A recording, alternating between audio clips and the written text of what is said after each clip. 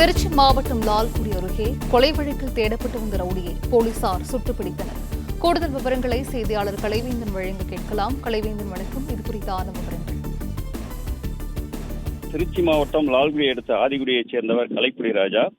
சரித்திர பதிவேடு குற்றவாளியான இவர் மீது கொலை வழக்கு உள்ளிட்ட பல்வேறு வழக்குகள் நிலுவையில் உள்ளது. இவரும் மற்றொரு சரித்திர பதிவேடு குற்றவாளியான நவீன்குமாரும் நண்பர்கள். ஆனாலும் இவர்களுக்கிடையே அடிக்கடி யார் பெரியவர் என்ற தகராறு எழுவது வழக்கம். இந்த நிலையில கடந்த 2 தினங்களுக்கு முன்பு ராஜா மற்றும் அவரது நண்பர்கள் சேர்ந்து நவீன்குமாரை வெட்டி கொலை செய்தனர். இது தொடர்பாக லால்குடி போலீசார் வழக்கு பதிவு செய்து தலைமறைவான ராஜாவை தேடி வந்தனர்.